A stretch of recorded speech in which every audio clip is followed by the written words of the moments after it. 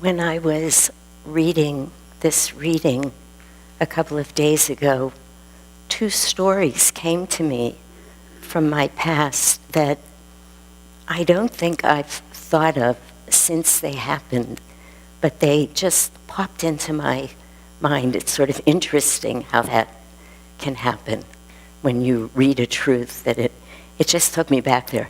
I think it's happening more as I'm getting older, to tell the truth, but memories are coming. But I wanted to share them with you because they feel so relevant to this reading. One is that I was born and raised in Pittsburgh, Pennsylvania, and there was an area of Pittsburgh which was called the Hill. And the Hill was an area where people lived who had very little money. It was really an area of poverty, and it looked that way, and it was felt to be very dangerous. You would never go to the Hill alone. But for some reason that I cannot remember, my mother and I was too young to be driving, and she would have to drive me through the Hill to get somewhere that we were going once a week. And I would drive through, and people's laundry would be out, and it was this brightly colored, I can see it in my mind's eye like it was then. This is, 55 years ago. And it was so beautiful to me, all of these colors blowing in the wind, and it's just all I saw. And every time we would drive through there, I would say to my mother, "It's so gorgeous here." And my mother would look at me and say to me, "What can you be seeing that's beautiful?" And we never argued about it because it just felt like there was no argument to be had. But it happened a lot. And I remember that feeling of life and energy and beauty there. And maybe I was even too young to really understand the kind of neighborhood I was in. But several years later, this is what happened yesterday. This came together for me. I was told, somehow I found out, that the area that we drove through, the exact area of the Hill, was inhabited by a whole group of gospel singers that were known in Pittsburgh to be not just magnificent singers, but some of the most deeply spiritual, heart wide open people. And I never put it together until yesterday that that's part of what I was feeling there. It was a superconscious knowing that really, if I were looking through my mother's eyes without the superconscious quality, it's not even that I was superconscious, but somehow that, of course I wasn't, but that energy was just coming to me, and I knew. And when it came back to me yesterday, I was just filled with that same sense that one would have when one is plugging into something so other than what it looks like is going on. The other story is that when I was in my late 20s, as many of you know, I was sort of guided to go to medical school, but I had never gone to college yet. So I had to take some college courses. And I was down in San Diego, so I went to the University of California at San Diego and just took some classes. And one of them was physics. And I had not been in school for about almost 10 years at that time. And it was not my nature to be taking these hard classes. I just was not smart in those ways. So I had to take this physics, and the first quiz I failed. And so I said to my husband, "What am I going to do about this?" He said, "We should get you a tutor." And that was just the perfect idea. So we got this tutor, and all night I was trying to think of his name. This morning it came to me, Todd. I can see him again right there. And he was really pretty strong in himself for, how old could he have been, 22, 23. He was a graduate student. But he sat down and he asked me a lot of questions when I first met him. Just asked me. He was talking to me about life, what I think about life, what's important to me. We just schmoozed. That's what we did. And then he said to me, let's go out for a run together. Okay. I was a runner in those days. So we went out for a run, and I came home, and I said to my husband, he's not teaching me physics. So the next time we met, we were going to meet twice a week. I said to him, you need to teach me physics. I don't know any physics. He said, you know everything about physics. I said, I do not. I don't know anything, not one thing. He said to me, you know everything. He said to me, physics is the truth. It's just simply the truth. And as you are open to the truth, he said to me. I didn't know what he was talking about. He was so much smarter than me and wiser. And every day we would get together and we would talk, and then we would go for a run. And every day I would come home and say, I'm terrified. I can't take this next quiz. But, you know, I took the next quiz and I got an A. And I wound up getting an A in physics. And I realized that that man was wise enough. He listened to me. He knew things about me and the universe that I didn't know. But he helped me walk over that bridge from this rational mind that was trying to learn physics, which was like never going to happen, not in that way, to that place of intuitive knowing. And he kept saying to me, physics is perfect. When you answer the problems, it's just perfect. It makes perfect sense. You know this. I never knew what he was talking about, but I got an A in physics. Isn't that interesting that this reading brought these two stories out? Just so interesting how the world is so often not what we think it is or how we see it. In this reading today, Jesus is clearly a little irritated with the Pharisees. You know, here he is sitting with these people who are really rabbinical scholars. I mean, they're some of the brightest people of the day. And as Ananda said in one of his talks, as only Ananda can say, he said, there they were, sitting with Jesus Christ himself, sitting with God, and they want to talk about Peter's table manners. And, you know, in a way it's right. They want to say, why didn't you make him wash his hands? How could you do that? And Jesus is, what came to my mind yesterday, maybe because I was just in Israel too, but I had just imagined Jesus going, oi, you know, how could this be? Here I am with these people. And he told them in his own way, you know, here you are trying to pay attention to these laws. And I've mentioned to you before, there are 642, 62, lot of laws that the Jewish people had to pay attention to.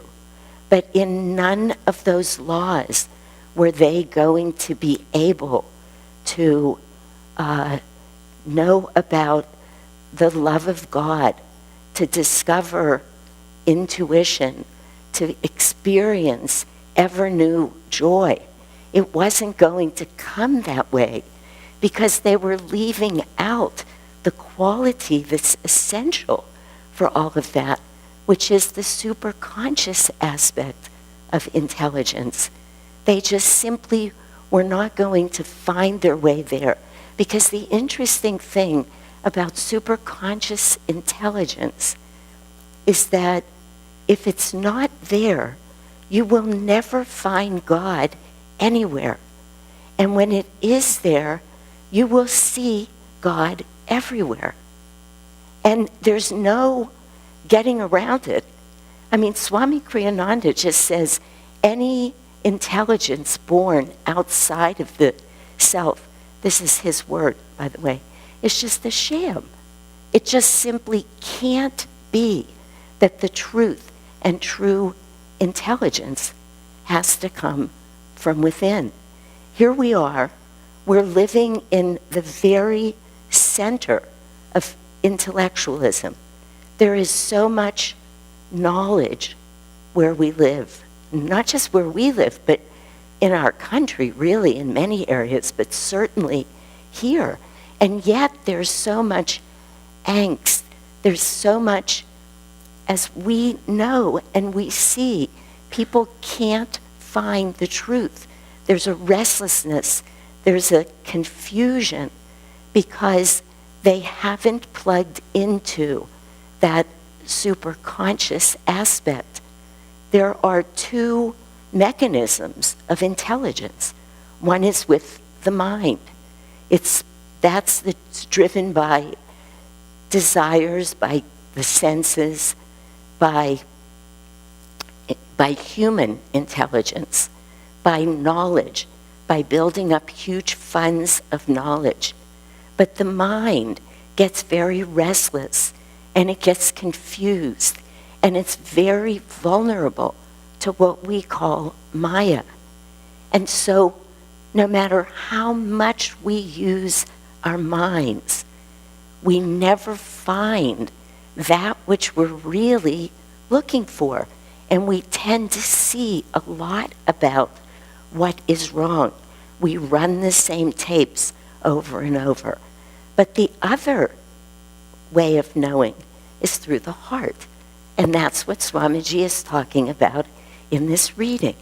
And in the heart's intelligence is calmness.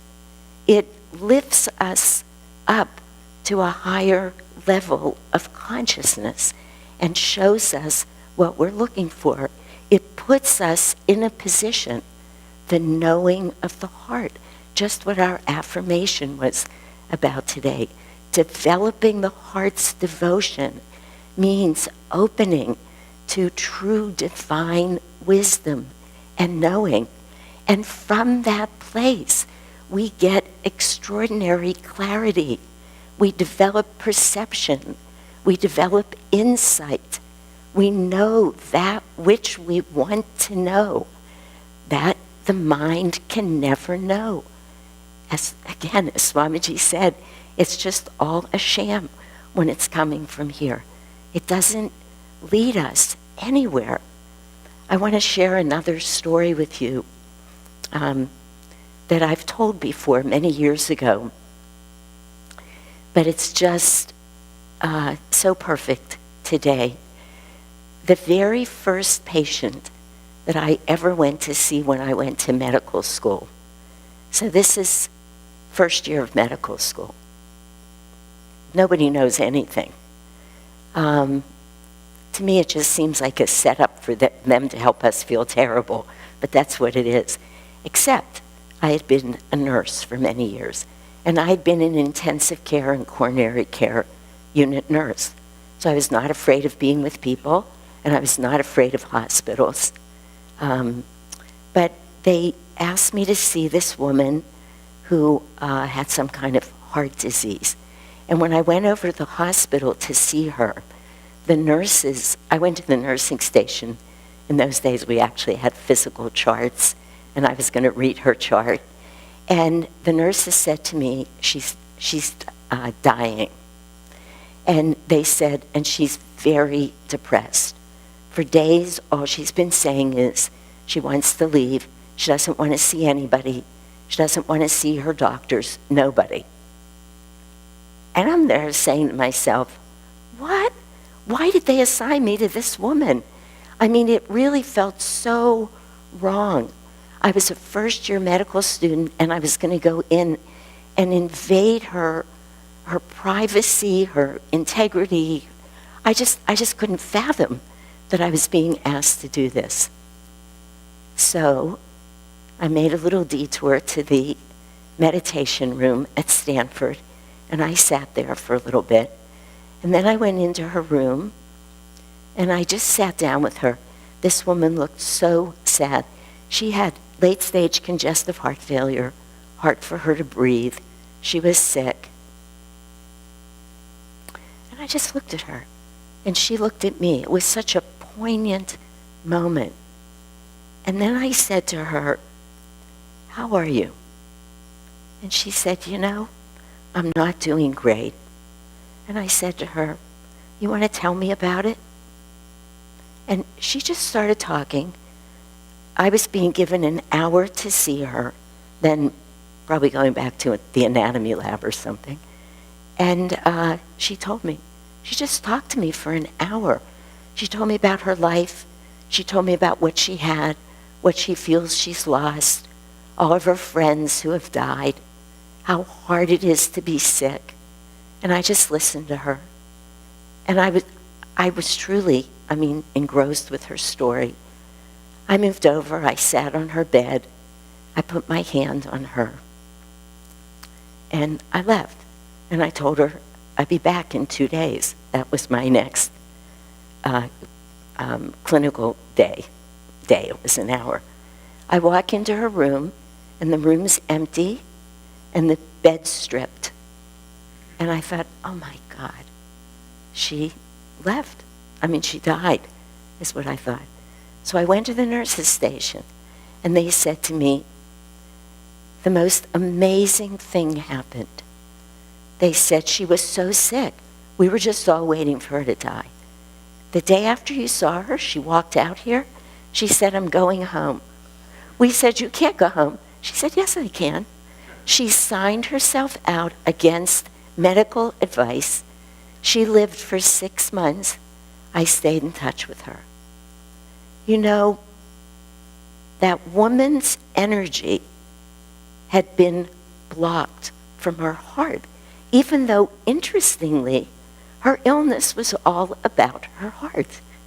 She had heart disease, and there was no one else who was coming to see her who knew what it would take to increase her cardiac output. It's really what we're talking about. It's medical jargon, but it really works. Somebody just needed to be witness to her. I didn't know this. Part of me was sitting there saying, wow, how am I going to present her? You have to present these patients. Somebody's going to want to know all the questions you ask with congestive heart failure. When did it start? How many stairs can you climb? Can you lay flat at night? This is what you're supposed to talk about the next day. If any of you ever go to the hospital with shortness of breath, this is what they're going to ask you. I knew all those, but I didn't have, and I just said to myself, I'm going to have to present the truth. And I did. And anyway, that's for another reading, probably. But what's so wonderful about it is that deep, deep understanding right out of this teaching of today, that in order to be well in any way, in order to find truth, purpose, clarity, calmness, we have to find access to the source, the ultimate infinite source of all there is. And the only way to that is through the heart. There is no other path. In that case, it just took listening. For us, it's going to take other things. We are looking to plug into and live through that place of intuitive perception. That's what we want. That's what intuition is. Intuition is the heart's way of knowing the truth. And what is the truth? Divine love prevails. That's the truth. God is love. We say it all the time. And what does that mean? It means that God's love is exactly that from which we have all been made manifest, and that we have to plug back into it to know ourselves, to find the very essence of what we're all looking for. Intuition is beyond logic. Intuition is beyond the logical mind. Intuition is the only truth that there really is. And when we find that truth, we find it because we feel it as joy, as wisdom. We know that. I didn't know it. I couldn't have stood up and given a talk then about why I had to sit on that woman's bed with her. But something in me knew it, because that's what intuition and wisdom is. I had no idea what Todd was doing with me. Not until yesterday. I had no idea. But it doesn't even matter. My mind didn't need to know. Everything I was learning in Stanford Medical School, not that knowledge and thinking isn't important. I love it. But we need to inform it with superconscious intelligence. That was the whole story of Swami Kriyananda. When you think about it, Swami Kriyananda was absolutely one of the best thinkers of our time. He was brilliant, but all of his thinking was informed by superconsciousness, all of it. He used to say, meditate first, then ask your question. Then meditate again. Bring in that superconscious aspect of intelligence before you make decisions in your life. Anytime you're feeling out of sorts, what do? You run to your altar. I was telling a friend the other day that I had a troubling experience last week. It just threw me off in a way that I just haven't been thrown off in a long time. When I went back to my house, I was not thinking, but I took ultimately all of the pictures off of my altar, and I just surrounded my couch. So Master was staring at me, Swami was staring at me, all of the masters on our altar, all of my little things that I have on the altar, water from here, rocks from there, everything, like a little girl just sitting there. Help, really, where else are we going to go? I did not want to think through that with this mind. I wasn't able to not do it yet, but at least with God's grace, I knew enough. No, not the human mind. That's confusion. That's restlessness. That leads you nowhere. You pray for superconscious help. That's what we need to do. We need to meditate. There is no way around it. Everything else is a sham. I will say that I had a lovely conversation with a friend yesterday, and this friend was telling me that they're having a little trouble meditating as deeply or as much as they want. And it came to me, and I think this is true, when you can't meditate because, let's face it, I can stand up here forever and a day and say, meditate, meditate, meditate. Of course, that's the right answer. Can I always sit down and empty my mind and meditate? Not quite. But I said to this person, because we can't meditate so well all the time, start serving. Find ways to serve. Because serving, more than anything else I can think of, opens the heart. And we have to remember what the goal is. We meditate, we spend time with other people who are trying to open their hearts, who are looking for the superconscious aspect of intelligence, and we serve. And when we serve, we know and we remind ourselves, I'm doing this for you, Divine Mother. I'm doing this for you, God. I'm sitting here with this woman. I'm making this exquisite altar. I'm vacuuming the floor. Whatever it is we're doing. And then, whatever it is we're doing, becomes equal in meaning, in importance, because we're doing it to know God. It doesn't matter what the it is. So let's just all remember the most important thing, I think, that's come through today. With that without the super consciousness, you won't find God. With super consciousness, you'll find him and see him everywhere.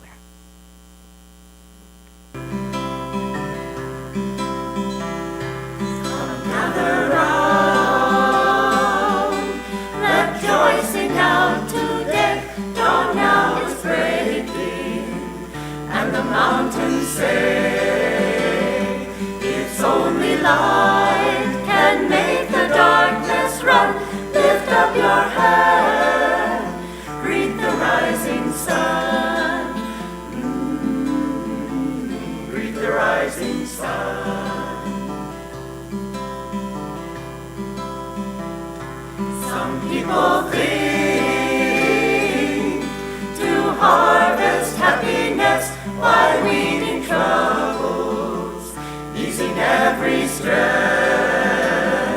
The trouble is that troubles never end. Get rid of one and you face its friend. And you face its friend.